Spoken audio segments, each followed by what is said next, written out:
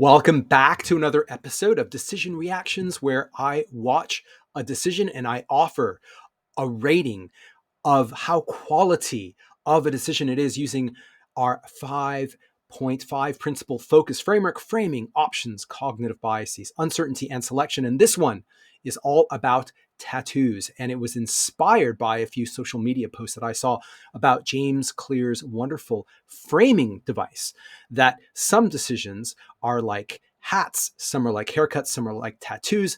Hats, because you can put on a hat, and if you don't like it, you can easily take it off. Very reversible, very few long-term consequences. Haircuts take a little bit longer. You have to wait for a few weeks. But tattoos, the ultimate in long-term impact, irreversible decision. Now, I have 2 tattoos and I love them. And I did something that I think, if you are going to get a tattoo, or if your son or daughter wants to get a tattoo, what you ought to make sure that they do, and what you ought to do, is speak to a reputable tattoo artist, someone who is highly sought after. And there are 3 reasons for that. Number 1 is that you are likely to get a quality end product. Remember, this is irreversible. So that's a very important feature, obviously. Number 2 is that they are likely to be booked up weeks or sometimes months in advance.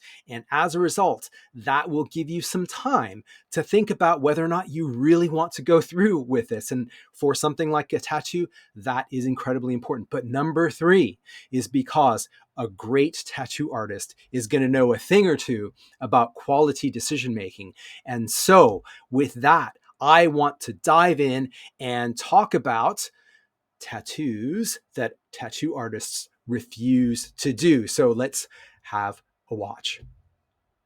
I refuse a lot. I'm a little bit annoying. Oh, so mad. Oh my God. Trying to cover a tribal with a fine line flower. I wouldn't say that I have.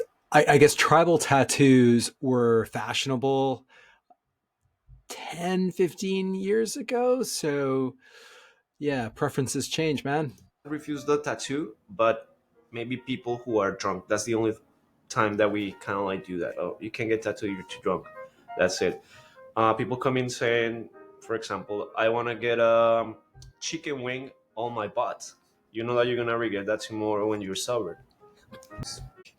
Or like these young couples who are like 18 and just got like related. Couple tattoos. And then they're like related since 4 months and they want to get like matching tattoos. Or most of the time only the girls want the matching like a tattoo. They gotta do it, but they'll be Yeah. like, I could cover it later. I just want to They get only laid. want the name of the boys, and then like, okay, what are you doing? Like the boys, they never want to have a tattoo. I'm like, I'll wait. They're smarter.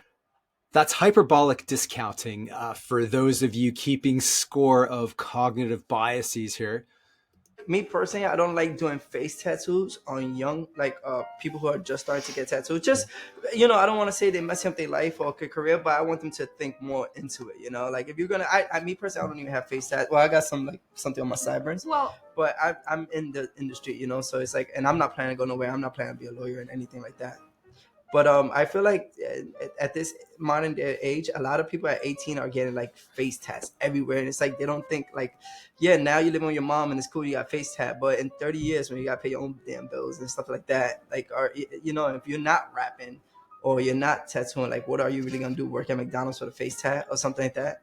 And it's like, I don't want to do face, unless you already have it. If you already have it, then I can add an extra one. But I don't want to be the first one to like damage you in a way, this guy wants. Yeah, like that's wise.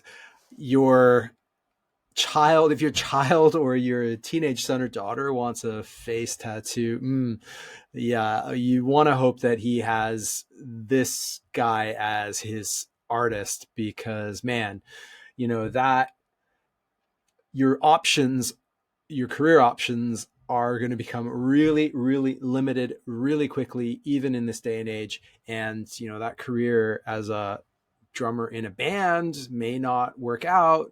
So this is really important.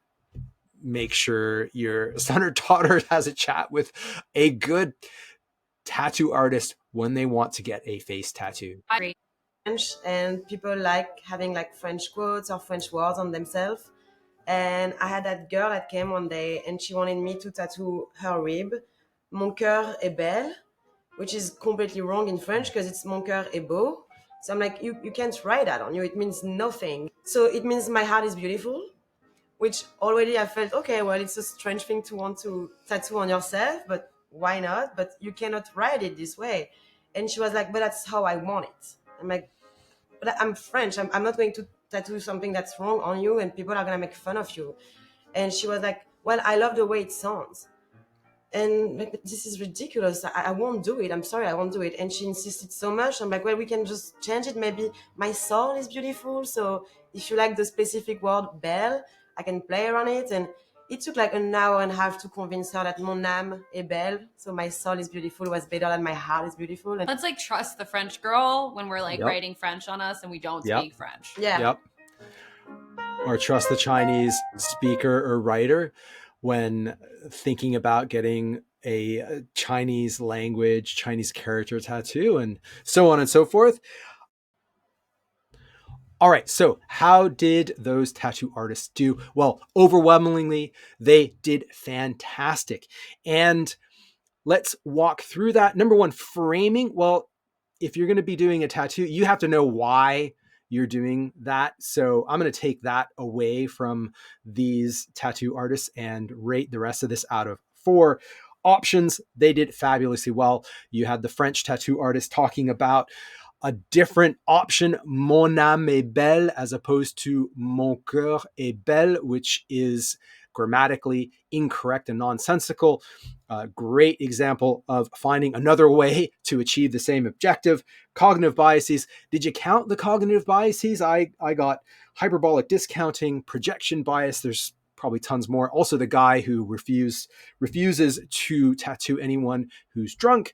So really good stuff there. Uncertainty, well, they know what's going to look good and what's not. We heard some of that. And selection, well, they refuse to do or go ahead and do what it is that matches their decision quality framework. So 4 out of 4, high quality decision making on the part of tattoo artists. That's it for now. Oh, and I almost forgot. If you want to learn more about quality decision making, give the Decision Making Studio a follow or get in touch with me via one of the links. And we also have a wonderful new course that we're launching called the Decision Navigators course, and you might want to sign up for that. So links to all of that are somewhere, and subscribe and get in touch, and happy decision making. Thank you. We'll be back soon.